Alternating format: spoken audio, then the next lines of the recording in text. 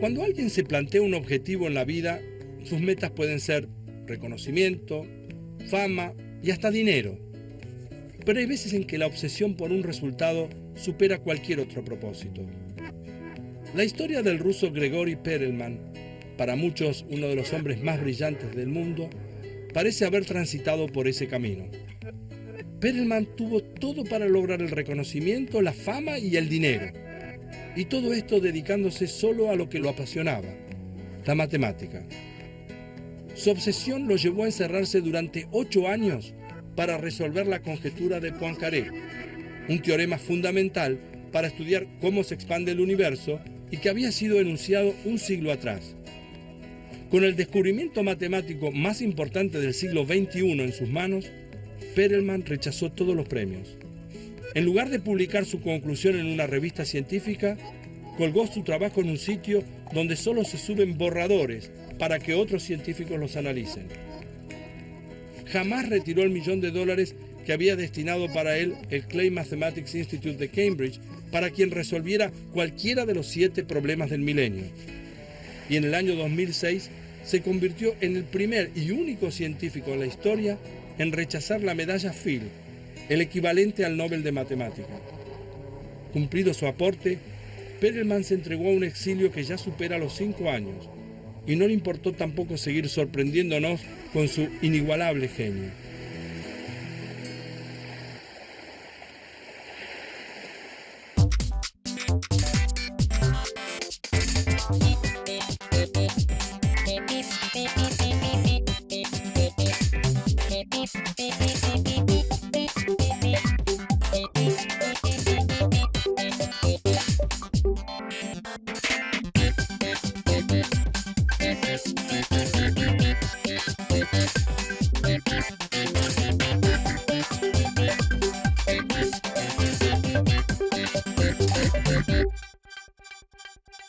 Le quiero plantear un problema. Supongamos que usted y yo estamos viviendo en una zona más o en un barrio, en el mismo barrio, vamos a poner así. Supongamos que vivimos a 15 cuadras de distancia. Los dos sabemos porque hemos recorrido la distancia, usted vino a mi casa, yo fui a la suya, y hemos quedado en que de una manera u otra siempre tenemos que recorrer 15 cuadras. Pero hicimos otra cosa, usted y yo nos compramos un walkie-talkie. Un walkie-talkie para poder comunicarnos. Usted tiene uno, yo tengo el otro, y de alguna manera le quiero hablar a usted, o usted me quiere hablar a mí. Ahora, la pregunta es, las ondas, evidentemente, no van por las calles. O sea, las ondas, cuando yo le hablo y usted me escucha, o al revés, cuando usted me habla y yo lo escucho, las ondas del sonido no van por las calles, no tienen que seguir la mano de ninguna calle. Tienen que recorrer una cierta distancia. La pregunta es, ¿qué distancia hay entre su casa y la mía que no tenga nada que ver con el diseño de la ciudad? Justamente para poder responder esa pregunta, uno dice, ¿tengo los suficientes datos? ¿Sé lo suficiente como para poder contestar la distancia que hay entre su casa y la mía? Bueno, justamente uno necesita ayuda para eso, para poder contestar la pregunta. Y la ayuda la provee alguien muy famoso, la provee Pitágoras.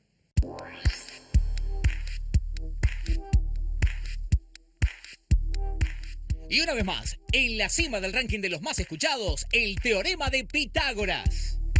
Este sí es uno que sabemos todos, ¿eh? Si hiciéramos una encuesta sobre lo que recuerda la gente de la matemática que estudió en el colegio, probablemente la mayoría mencionaría al teorema de Pitágoras. ¿Hiciste la tarea? Y ese conocimiento es el que le permite a usted y me permite a mí calcular la distancia entre las dos casas y resolver el problema de los walkie-talkies. Es que el teorema de Pitágoras es una propiedad muy interesante de cierto tipo de triángulos, los que se llaman triángulos rectángulos.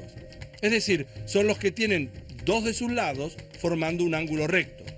Como el que forman dos calles, que serían los catetos, cuando se juntan en una esquina. Lo que hay que calcular para ir a comprar los walkie-talkies es el tercer lado del triángulo, el más largo, que no es otro que la hipotenusa. El teorema de Pitágoras establece que si uno eleva al cuadrado la hipotenusa, el resultado que obtiene es igual a la suma de los cuadrados de los catetos. Este último dato uno lo puede averiguar y después eso le permite calcular la distancia de cobertura que necesitan los walkie-talkies. Si usted eleva al cuadrado las 5 cuadras del cateto de una calle, más las 10 cuadras del cateto de la otra, 5 al cuadrado más 10 al cuadrado da 125, que según Pitágoras es igual al cuadrado de la hipotenusa. Es decir, que si uno saca la raíz cuadrada de 125, tendrá la distancia en línea recta entre su casa y la mía. Esto es aproximadamente 11,2 cuadras o bien unos 11.200 metros. Hola, Cami, ¿me escuchás? Ese es el radio de cobertura que necesitan los walkie-talkie. Ahora lo que quiero hacer es plantear otro problema. Si uno tuviera que medir la sombra que hace un árbol, pero por supuesto uno no se va a subir al árbol, quiere saber, de acuerdo con la sombra que genera el árbol, cuánto mide el árbol, sin tener que subirse a la copa. Lo digo de nuevo, uno tiene un árbol y ese árbol hace sombra. Uno la sombra la puede medir porque puede caminar, puede medirla, pero lo que no puede hacer es treparse al árbol. La pregunta es, ¿cómo hago para saber cuánto mide el árbol sabiendo que puedo medir la sombra? Y aquí, en este caso, es donde uno también pide ayuda. Y la ayuda se la pide a otro famoso teorema, que es el teorema de Tales. Y para eso hace falta tener, por ejemplo, un metro y un lápiz. Miren.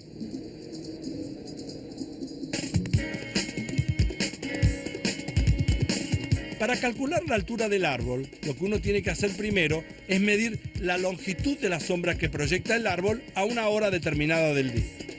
En el mismo momento, uno también mide la sombra de un objeto mucho más chico y manejable, como por ejemplo un lápiz. Y por último, también tiene que tomar nota de la altura real del lápiz, lo que se puede hacer hasta con una regla. Después, multiplica el largo de la sombra por el resultado de la división de la longitud del largo del lápiz sobre la longitud de la sombra del lápiz. El producto de esa operación va a resultar ser la altura del árbol. ¿Por qué? Porque hay un teorema que dice que si uno tiene por lo menos 3 líneas paralelas y las corta con 2 transversales, los segmentos que se forman en cada una de las transversales son proporcionales. Y esas proporciones, comprobadas en este teorema, permiten llegar a una fórmula para inferir la altura del árbol con los 3 datos que uno tiene. Esto es justamente lo que se conoce como el famoso teorema de Tales.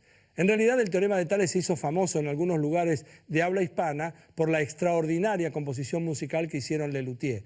Pero el hecho es que de una u otra forma hoy nos hemos dedicado a 2 teoremas importantes en la historia de la matemática: el teorema de Pitágoras y el teorema de Tales.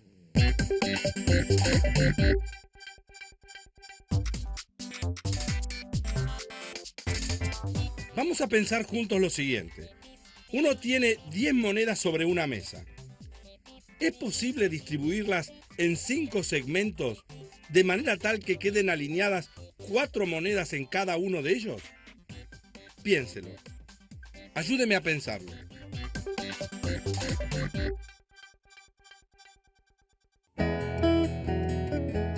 Aunque uno no lo crea, establecer una estrategia para ganar este juego, el 4 en línea, es también hacer matemática.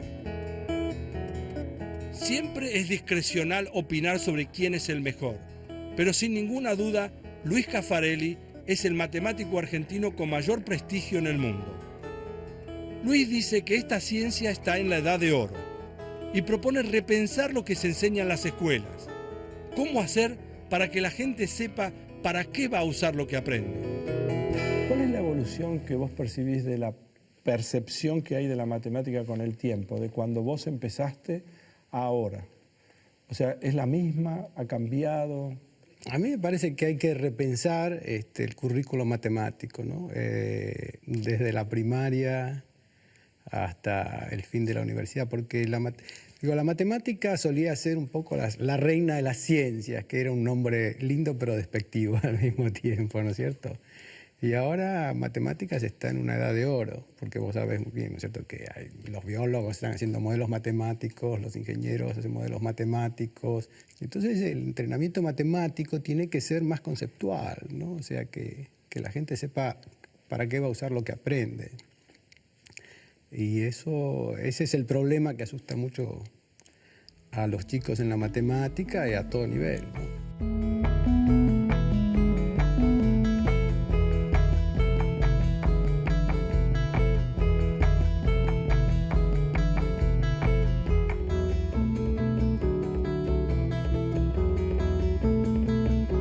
Yo una vez leí, no, es más, creo que lo escribí en uno de los libros, que vos habías dicho que estudiar cómo entra un satélite cuando vuelve a la atmósfera era equivalente a tirar un cubito. Digamos así. ¿Por qué no contás vos? Me parece, ¿no es Sí. cierto?, que la gente tiene una manera de modelar el mundo que lo rodea, ¿no es cierto?, a través de las civilizaciones y de nuestra estructura cerebral y lo que sea. Hay una o dos o tres formas de modelar lo que nos rodea, ¿no? Por ejemplo, una persona va al médico, una mujer embarazada va al médico y le hacen la ecografía y sale y piensa, qué bárbaro, ¿cierto? ¿Quién será el que inventó esta máquina? Pero la ecografía, digo, es un problema matemático complicadísimo, ¿no es cierto? Es un problema de que tiran ondas, rebotan, se mide el rebote de las ondas, ¿no es cierto? Y de ahí hay que decidir. Es como si vos vas al lago de Palermo, te permiten tirar piedras en el lago y solo te permiten ver cómo vuelven las ondas. Y de ahí tenés que decidir dónde hay un coche enterrado en el medio del lago, ¿no es cierto? Y ahora ven que el corazón se mueve, es como decidir que el coche si está encendido o no, ¿no es cierto? O sea, es un problema matemático complejo que ha tenido, que incluye teorías de 50, más años, ¿no? Pero nadie piensa que en realidad el ver esa imagen del corazón latiendo del bebé es fruto de matemática muy abstracta y muy compleja.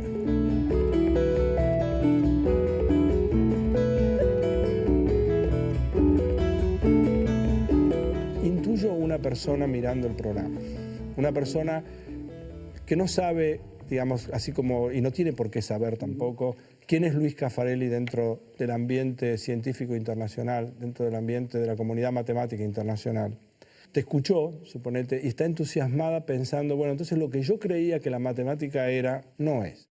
¿Por qué le dirías a alguien que estudias matemática, que haces matemática, que te dedicaste a la matemática? ¿Cuál sería? Elijamos un mensaje cualquiera. Yo me dediqué a las matemáticas, no sé, fue una mezcla. Tuvimos un profesor de matemática en el colegio que era una personalidad muy fuerte. Era un profesor que realmente nos entusiasmaba, que venía y nos hablaba con cierto amor por lo que hacía, ¿no es cierto? A todos nos gusta el desafío de este juego, el desafío de hacer una estrategia ganadora, ¿no es cierto? Lo que pasa es que hay que hacer una educación donde se balancee la parte de esfuerzo con la parte del desafío, el challenge, que haga que los chicos, realmente, los chicos, los medianos, los grandes, se entusiasmen por la matemática. Después habrá quienes digan, la matemática es muy entusiasmante, pero a mí me gusta más la biología y no hay problema. Pero es un problema de aumentar la base de la pirámide, ¿no es cierto? De que haya una gran base de chicos que consideren que la matemática tiene aspectos lindos, ¿no? Y que si tiene aspectos lindos y me gustan muchos, por ahí estoy dispuesto a hacer el esfuerzo de dar el primer paso, ¿no es cierto? O sea, el esfuerzo de ser algo en matemática. Yo te iba a preguntar, ¿cómo hacemos para saber a quién le toca? Inmediatamente estaba pensando que si vos empezaste, dale. contamos. No, vos tenés 1, 2, 5 y yo tengo 4, me toca a mí. Dale. ¿Puedo jugar?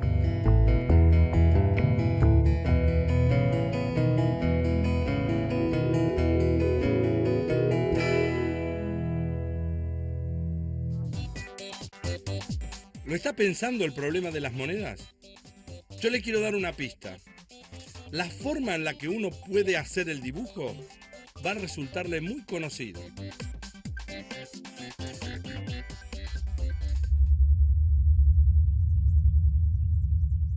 Ahora quiero contar cómo la matemática le permite a uno establecer una estrategia hasta para poder decidir si una cosa que tiene que ver con un tablero de ajedrez y fichas de dominó tiene solución o no.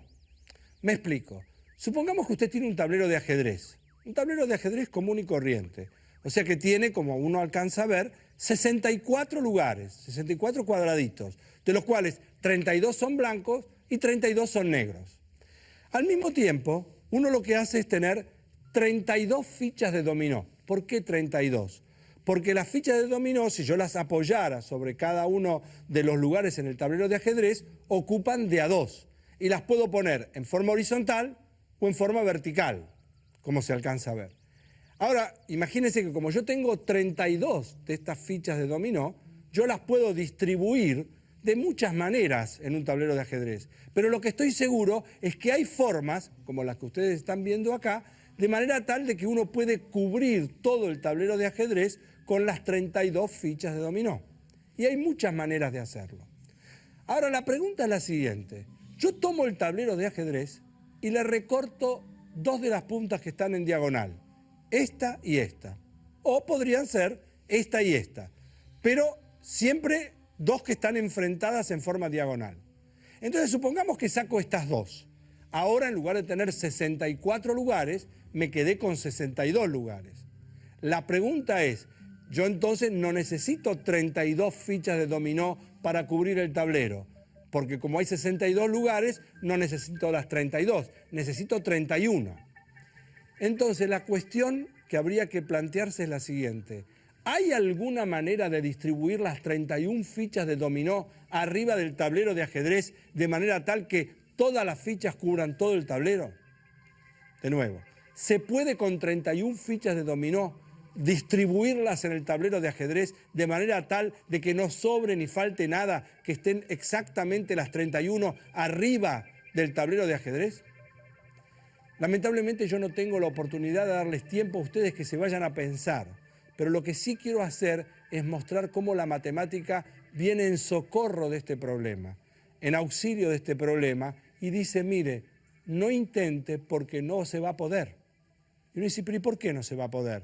Porque usted no pudo encontrarlo, ¿cómo sabe que yo no lo voy a encontrar? Sin embargo, esta persona que viene y dice, no va a poder por lo siguiente, porque al haber sacado estas 2 puntas que usted sacó 2 espacios negros. Y tiene razón. Al haber recortado el tablero de ajedrez, yo saqué las 2 puntas que eran negras. Pero igual hay 62 lugares. Sí. Pero fíjense lo que sucede. Cada vez que uno apoya una ficha de dominó, la ponga en forma horizontal o la ponga en forma vertical, siempre cubre un cuadradito blanco y uno negro. Es decir, que no hay manera, al empezar a distribuir, siempre al apoyar una, cubro uno blanco y uno negro, uno blanco y uno negro. Como yo al tablero de 64 le saqué 2 negros, entonces en lugar de tener como antes 32 negros y 32 blancos, ahora quedaron, es verdad que quedaron 62, pero hay 30 negros y 32 blancos. Es decir, no hay manera, cualquier distribución que haga siempre va a flaquear en alguna parte. Y esto, a lo que los estoy invitando a ustedes para que lo hagan, para que lo piensen de nuevo, es un problema sencillo, fácilmente comprensible, pero uno podría quedarse mucho tiempo tratando de ver si tiene o no tiene respuesta.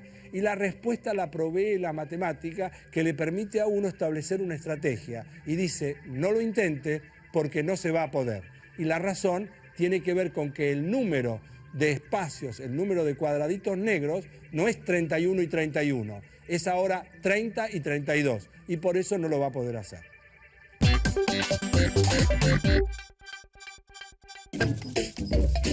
Paremos un poco, le voy a contar una historia. Juntan un grupo de profesionales y les preguntan cuánto es 2 más 2. El filósofo responde con otra pregunta. ¿Qué quiere decir 2 más 2? El lógico pide que le definan mejor 2 más 2 y él responderá. Finalmente el matemático dice, espere solo unos minutos más. Ya he probado que la solución existe y es única. Ahora la estoy acotando.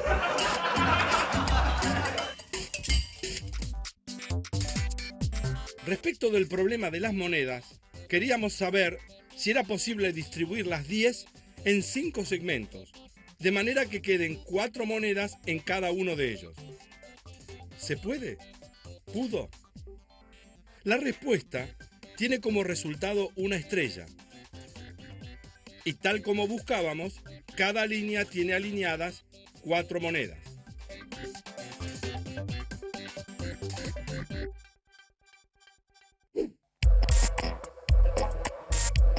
Tan solo un minuto.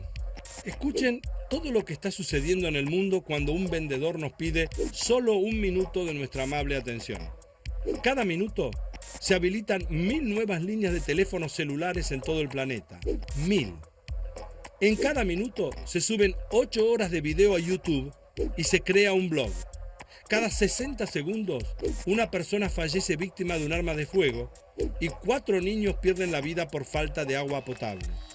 En cada minuto nacen 250 bebés, pero también mueren 110 personas. Cada minuto, un niño fallece por una enfermedad relacionada con el virus del SIDA y otro es infectado con el VIH. Un minuto también fue lo que nos llevó a mostrar algunas de las cosas que suceden en un minuto en el mundo a través de esta sección.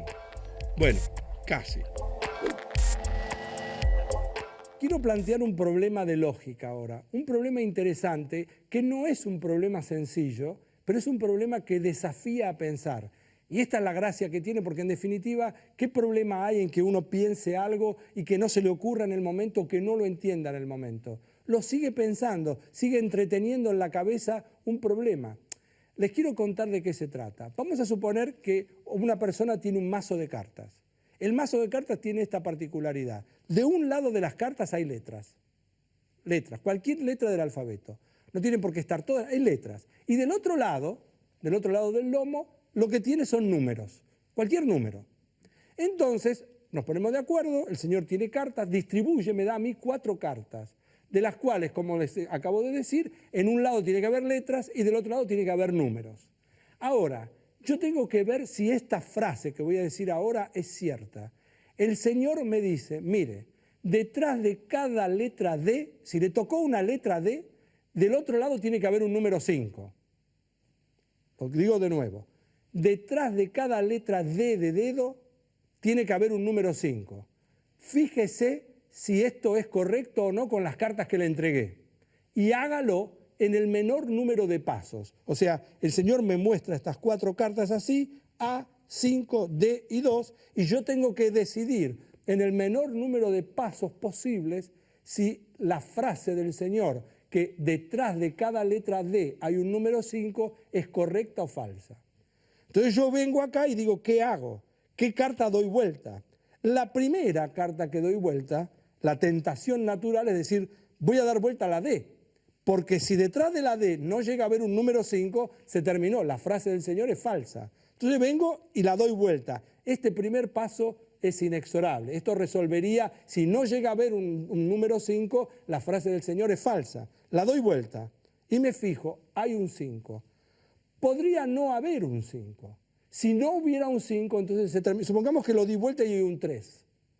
Si la di vuelta y hay un 3, se terminó. Yo voy y le digo al señor, mire, señor, está equivocado. Su frase no es cierta. Detrás de cada letra D no hay un 5, porque usted me dio una D y detrás hay un 3.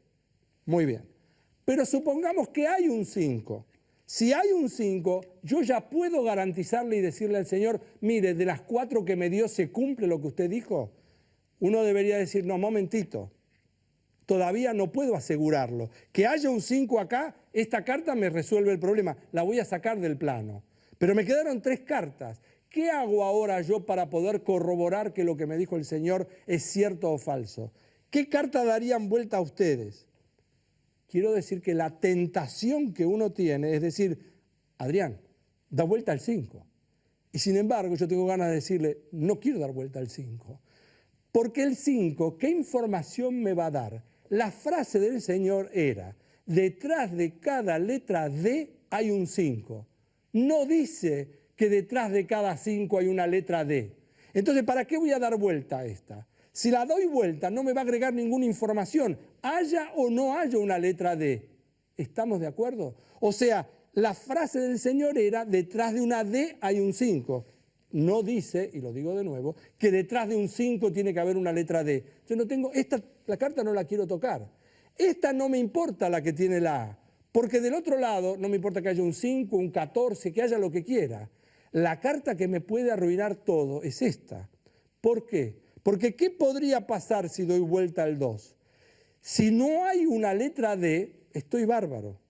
Pero si llega a haber una letra D, perdí. porque quiere decir que habría encontrado entre estas 4 cartas, si doy vuelta y hay una F, no hay problema. Pero si doy vuelta, y lo voy a dibujar así, y si doy vuelta y hay una D, ahí perdí. Porque había dicho el señor que detrás de cada letra D tendría que haber un 5 y no hay. O sea que la carta que tengo, empezando y resumiendo todo, la primera carta que tengo que dar vuelta es la D. Si hay un 5, sigo. Si no hay un 5, paro. Si hay un 5, sigo así, no dando vuelta a este, sino dando vuelta a esta. Si hay una letra cualquiera, no me preocupa. Pero si hay una D, perdí también, porque quiere decir que la frase era falsa. Esto es un problema de lógica y la lógica forma parte de la matemática y esto uno en realidad se educa mejor.